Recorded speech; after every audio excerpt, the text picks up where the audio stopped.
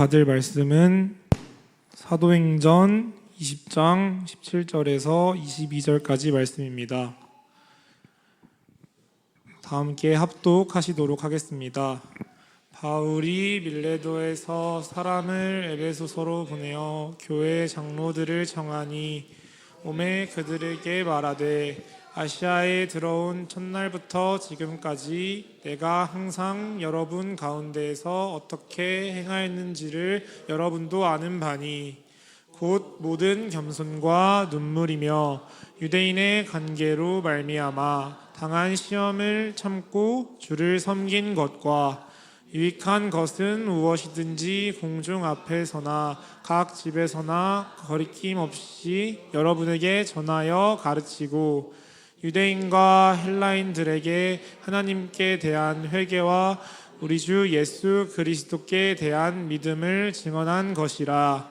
보라, 이제 나는 성령에 매여 예루살렘으로 가는데 거기서 무슨 일을 당할지 알지 못하노라. 아멘. 목사님 나오셔서 말씀 주시겠습니다.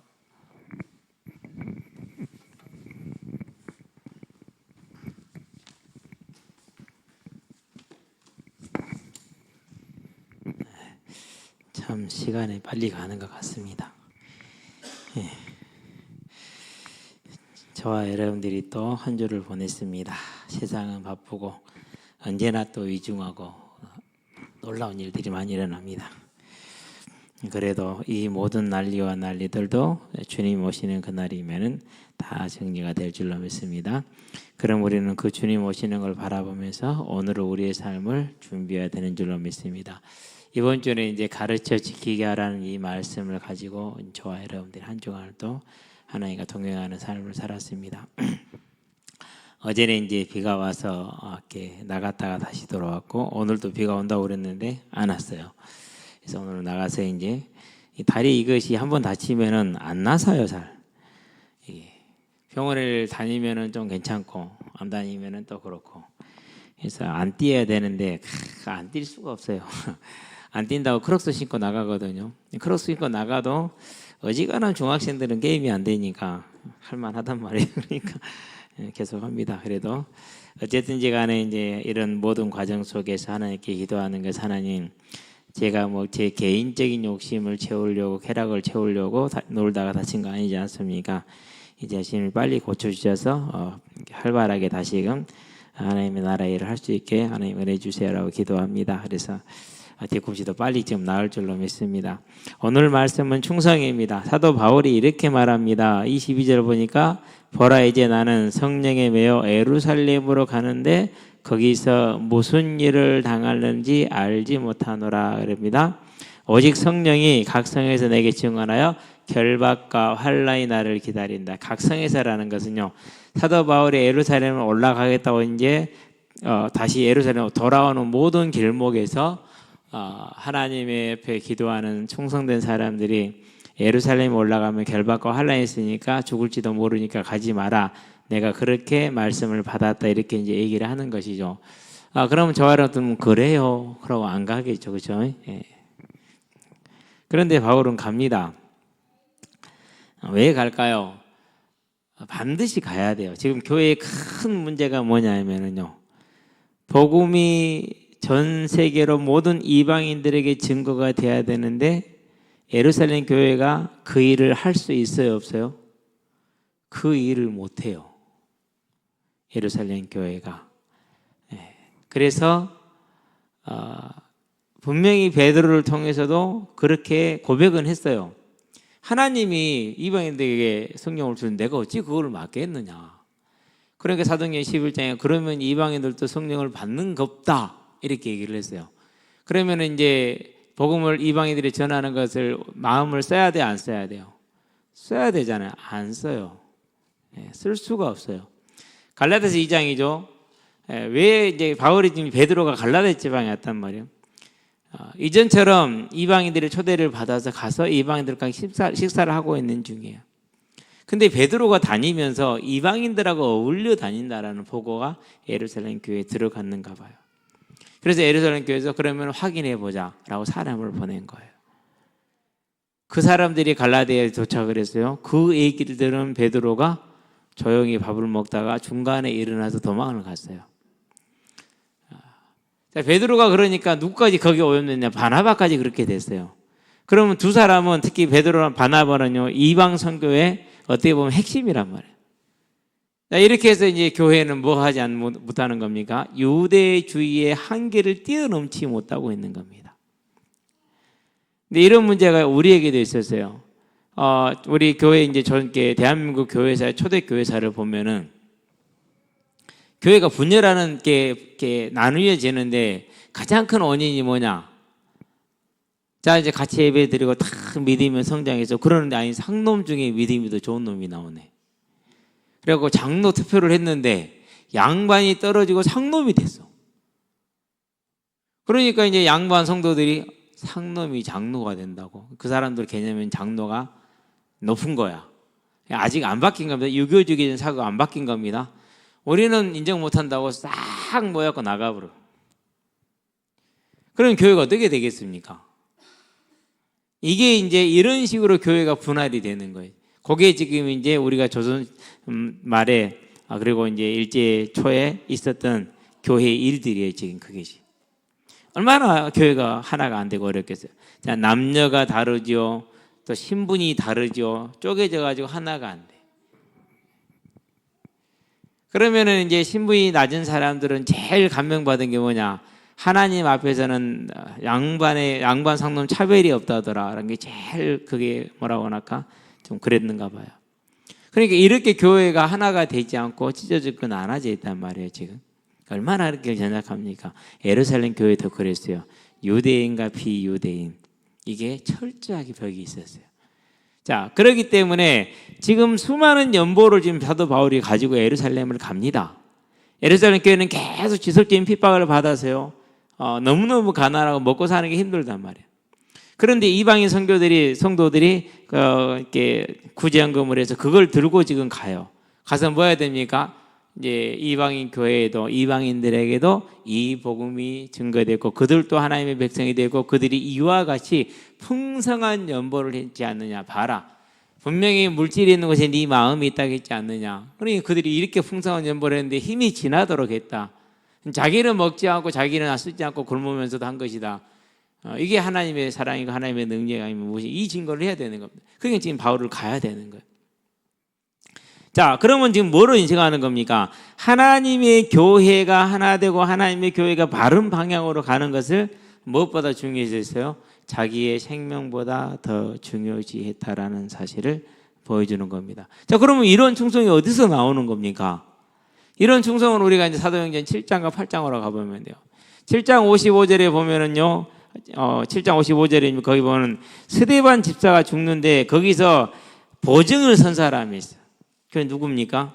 네, 그게 바울이에요.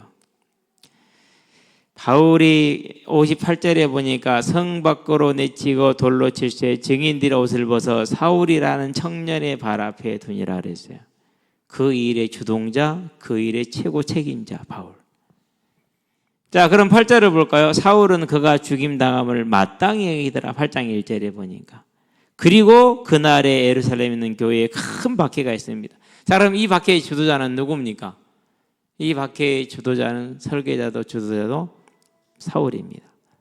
그렇게 해서 예루살렘은 전체 완전히 믿는 사람 싹 호구조사 일일이 다 해가지고 잡아다가 가두고 때립니다. 그 정도 아닙니다. 9장을 볼까요? 9장에 가니까 사울이 주의 제자들에 대하여 여전히 위협과 살기가 등등하여 대제사장에 가서 다메섹 여러 회당에 가져갈 공문을 청하니 이는 만일 그 도를 따르는 사람을 만나면 남녀를 막론하고 결박하여 예루살렘으로 잡아오게 하려 함이라. 이와 같이 사울은 하나님의 백성들을 교회를 핍박하는 일에 정말 앞장섰고 열심이었고 전심이었어요. 그러는데 그 다메섹으로 가다가 누구를 만납니까? 부활하신 주님을 만납니다. 3절에 뭐라고 말합니까? 사울의 길을 가다가 다메섹에 가까이 이르더니 호련히 하늘로부터 빛이 그를 둘러 비추는지라 땅에 엎드러져 들으며 소리가 있어 이르시되 사울아 사울아 네가 어찌하여 나를 박해하느냐 하시거늘 대답하되 주여 누구시니까 이르시되 나는 네가 박해하는 예수라 그럽니다. 결정적인 장면이죠. 자기는 정말 확신을 가지고 충성된 마음을 가지고 하나님을 위하여 하나님의 나라를 위해서 열심히 박해를 했는데 열심히 그것들을 잡아들였단 말이에요. 지금. 그랬는데 예수님을 만난 겁니다. 그리고 그들을 향한 박해가 예수님을 향한 박해라는 거, 자기가 예수를 십자가에 못 박았다라는 사실을, 못 박고 있다라는 사실을 보게 되는 겁니다. 뭐가 있는 것입니까? 그러니까 누가복음 7장에 보니까 탕감 받은 자들에 대해서 누가복음 7장에 보면 한 죄인인 여자, 아마 7 귀신 들렸던 막달라 마리아로 추측을 하죠. 여자가 한 데나리온에, 한 병에 300데나리온 하는, 오늘날로 말하면 20만씩 계산하면 6천만 원짜리입니다. 300데나리온 6천만 원짜리 향유를 가지고 와서 한 번 깨면 끝이에요. 깨가지고 그걸로 예수님 발을 시키는 겁니다. 그럴 때 제자들이 이제 막 가룟 유다, 특히 이제 헌금을 빼돌렸던 가룟 유다는 와 저거 팔아서 300냥이면 300데나리온 내가 얼마를 빼돌릴 수 있는데 웜이 아까르 그러고 있는 것이죠. 그때 예수님이 말하는 7장 42절입니다. 자, 많이 탕감받은 자와 적게 탕감받은 자 중에서 누가 더 감사하겠느냐라고 묻습니다. 누가 더 감사할까요? 많이 탕감받은 자겠죠. 자, 그렇게 본다면은 사도 바울은 얼마나 탕감받은 자예요? 아마 예수 믿는 자들 중에서 12 사도를 포함한 모든 사람 중에서 가장 많이 탕감받은 자가 누구예요? 그게 바울이에요. 그 말은 뭘 말하는 겁니까? 그 말은 로마서에 가보면 답이 나와요. 로마서에 7장에 보니까 자기를 뭐라고 그럽니까? 나는 공고한 사람이다 그럽니다.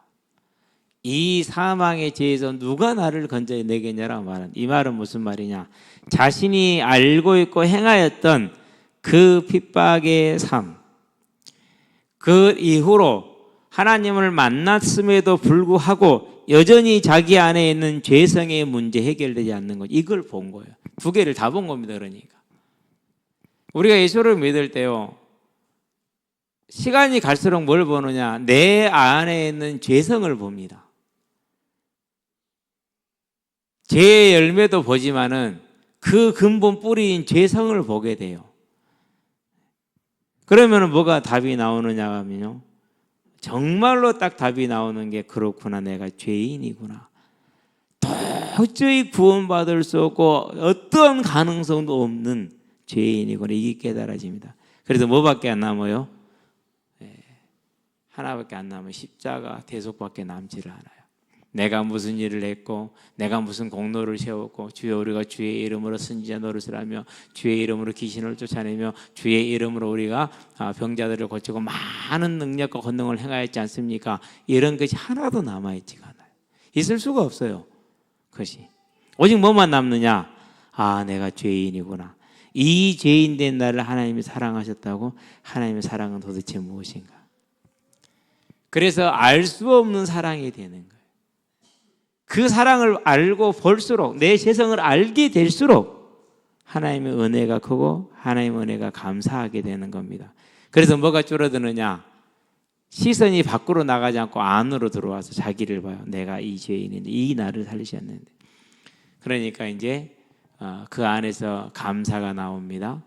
그 안에서 그 감사는 그대로 사랑이고 그대로 능력이 되는 겁니다. 우리는 이걸 기억해야 돼요. 하나님은, 예수님은 사랑 그 자체이시잖아요. 왜요? 하늘 보좌를 내리고 땅으로 낮아지셨죠. 사람의 육신을 입고. 그리고 우리를 대신에 십자가에 매달려 죽으시는 그 고난을 당하셨잖아요. 자, 그러니까 그 예수님에게 누가 나옵니까? 그 예수님에게는 세리들이 나옵니다. 창기들이 나옵니다. 그리고 가난한 자들이 나옵니다.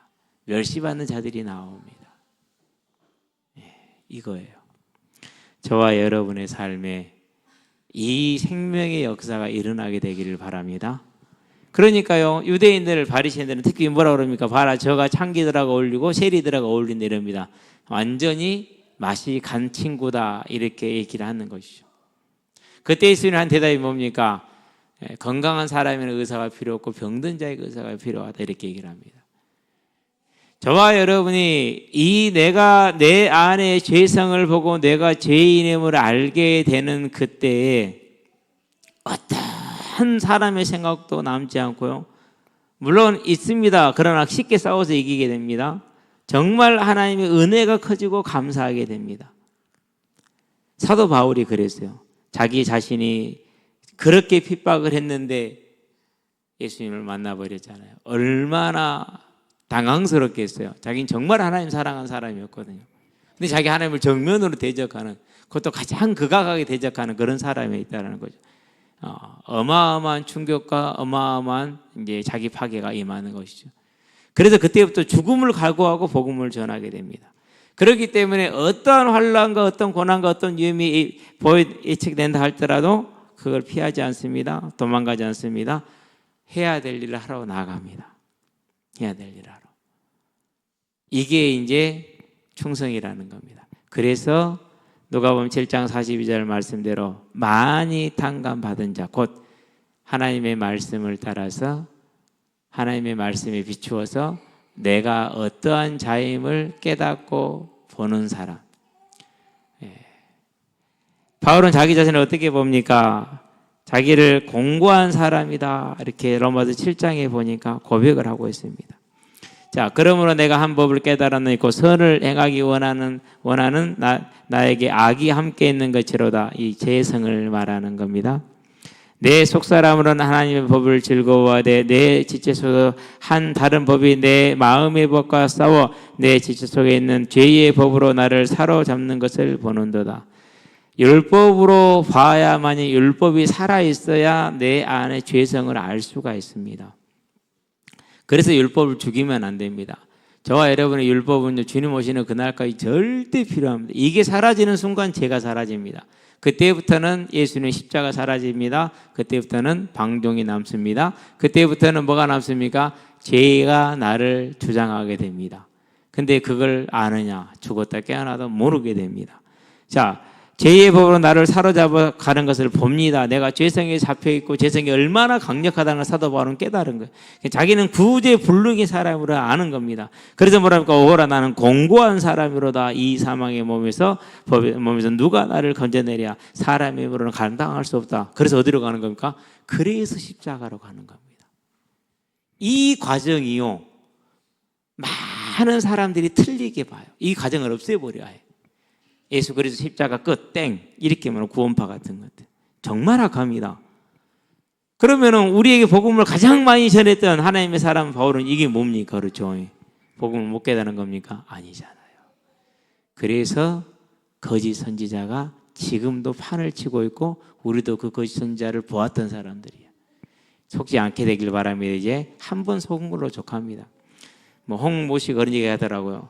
한 번은 누구나 속을 수 있고 두 번은 실수이고 세 번째 속는 것은 똑같은 사람이다 이렇게 얘기를 하더라고요. 그러면서 내가 누구를 돕는다고 너 세 번째 속는다 안 한다 그러는데요. 제가 볼 때는 이제 정치자금법 위반으로 가셔야 돼요.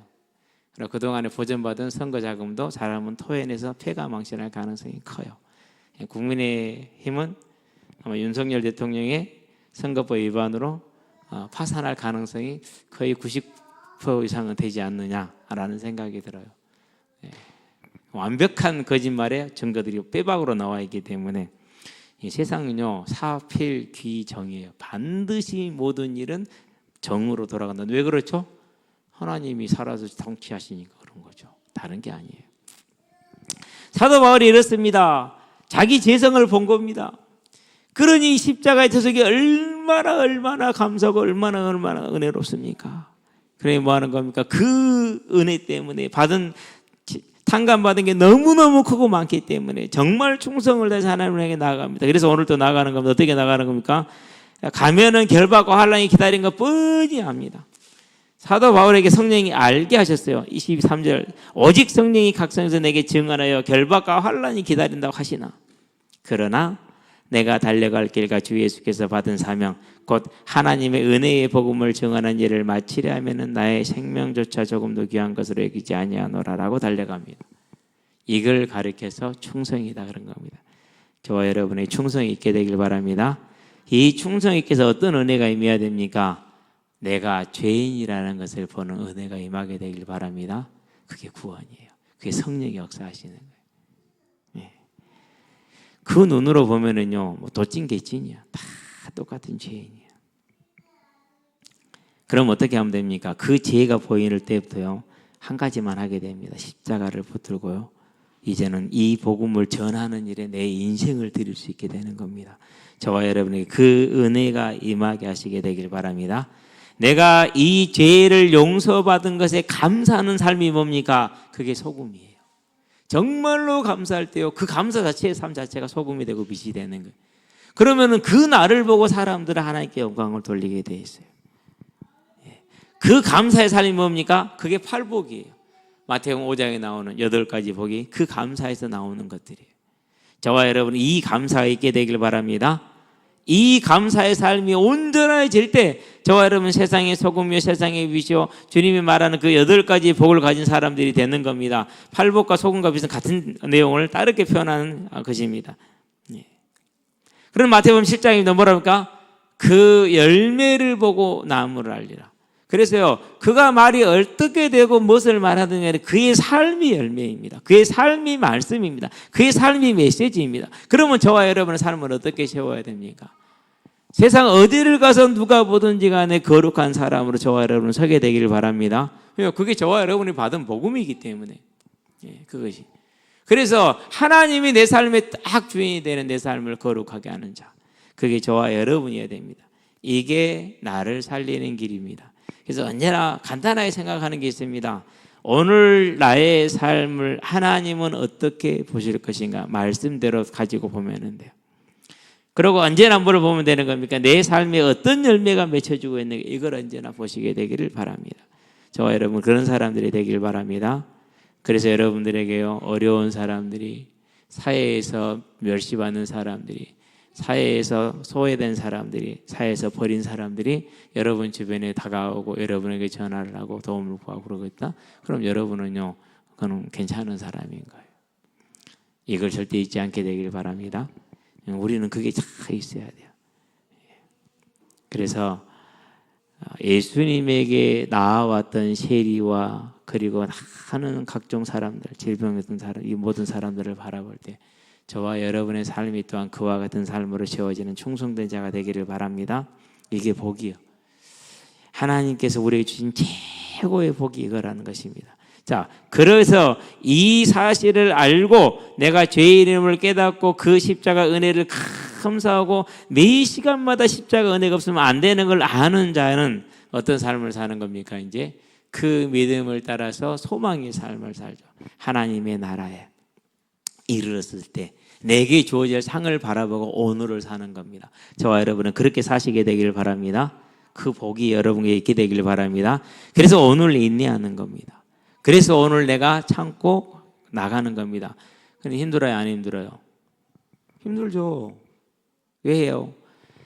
이사야서 25장도 말하고 있고 계시록도 말하고 있지만 모든 눈의 눈물을 뭐 하시리라? 닦아주시리라 그러잖아요. 그 말은 무슨 말입니까? 복음대로 사는 게 즐겁고 기쁘지 않다라는 겁니다. 힘들 수 있다라는 겁니다. 눈물의 골짜기를 지날 수 있다라는 겁니다.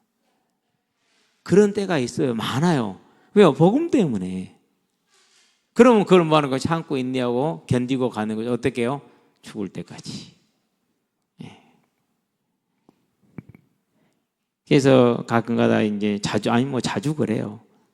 이렇게 모였었을 때 이렇게 막 그 육신적인 복들을 많이 얘기를 할 때가 있어요. 좀 답답해요. 물론 불신자에게 저는 그렇게 생각하지 않아요. 그런 식으로 누구한테 저한테 전도했다고 다 사람들 깨졌어요. 그래서 저는 하나님이 직접 불렀는가 봐요. 그런 신앙은 그러면요, 다른 데서 더 복 주면 그리로 가잖아요. 그럼 구원의 신앙이 아니에요. 구원의 신앙은 뭐예요? 하나님의 성령의 택하심과 깨우치심으로 아, 하나님이 계시구나. 내가 죄인이구나. 이걸 보고 십자가를 붙드는 거, 이게 구원의 신앙이거든. 저와 여러분은 이 구원의 신앙에 서게 되기를 바랍니다. 그게 있어야 돼요. 막 사람들이 막 따라 모일 수 있어요.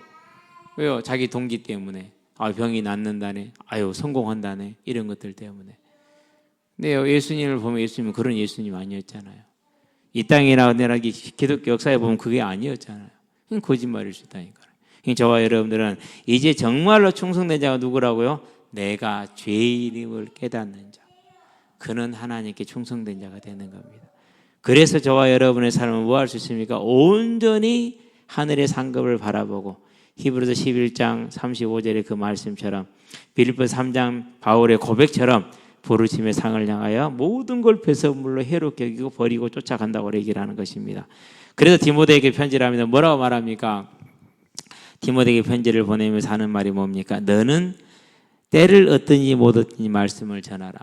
근데 명령을 어떻게 내릴까? 엄하게 내립니다. 하나님 없까 산 자와 죽은 자를 심판하실 거고 그가 나타나실 거가 그의 나라를 두고 엄히 명하노니 너는 말씀을 전파하되 때를 얻든지 못 얻든지.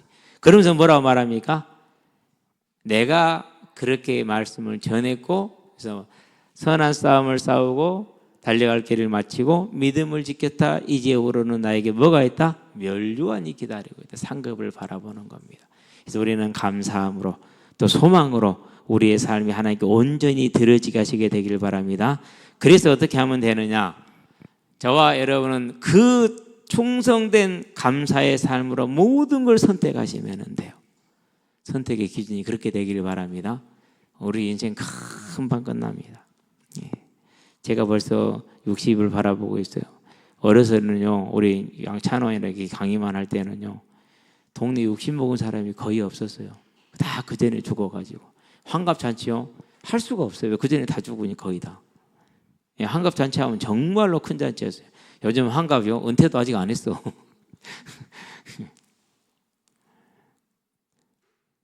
근데 지금 이제 이 나이가 되니까는요, 인생 정말로 바르구나. 그래서 오늘도 중3들하고 같이 어울려 놀았거든요. 이제 초등학교 때 1학년 때부터 같이 했던 서성찬이가 있어요. 야, 빨리 일어나 게임을 한판 하자. 우리 4명 있었거든요. 그때 걔들 9명 있고 4대 9로 뛰었어요. 그래도 괜찮아요. 재밌어요. 근데 애들이 이제 이렇게 있으면 아예 올 줄 알아. 같이 놀아 이제. 그때 노는 애들의 폭이 많이 또 다시 넓어지고 있어요. 딱 하나의 목적 뭐하라고? 애들한테 그리스도의 향기가 그리고 복음이 증거되게 하는 거. 아이들이 이제 많이 가까워졌어요. 되게 가까워졌어요. 그래가지고 이제 뭐 다른 사람들 잘 안 막는데 나한테는 일심 전심 지속을 충성스럽게 막아요. 얼마나 힘을 다해서 막는지 몰라. 그게 나쁘지는 않아요. 저는 되게 그게 좋아요. 그것이 저들이 친하다는 표시거든요. 너희들이 나하고 친하면 하나님 만난 일밖에 더 있냐? 그렇잖아요, 그렇죠? 저와 여러분들의 삶이 하나님 앞에서 충성된 자의 삶으로 세워지는 하나님의 은혜가 보여지고 사랑이 보여지는 그 믿음의 은혜가 있기를 원합니다. 기도합시다. 살아계신 아버지 하나님, 사도 바울이 핍박자로서 그 가장 앞에 섰던 자였습니다. 그러던 그가 하나님을 만남으로 예수를 만남으로 자신이 얼마나 큰 죄인이었음을 깨닫고 이제 그 죄에 대한 반응으로 또한 하나님의 사랑에 대한 반응으로 자신의 시행을 생명을 들여서 충성하는 것을 봅니다. 그리고 영원한 열매를 남기고 영원한 상급을 남기는 것을 또한 보고 우리의 짧은 삶도 이와 같이 하나님의 나라에 충성된 자로 설 수 있도록 우리에게 은혜를 더하여 주셔서 감사가 넘치고 그 감사만큼 충성할 수 있는 우리의 구원받은 자의 삶이 될 수 있도록 인도하여 주시기를 그리스도 예수의 이름으로 기도합니다.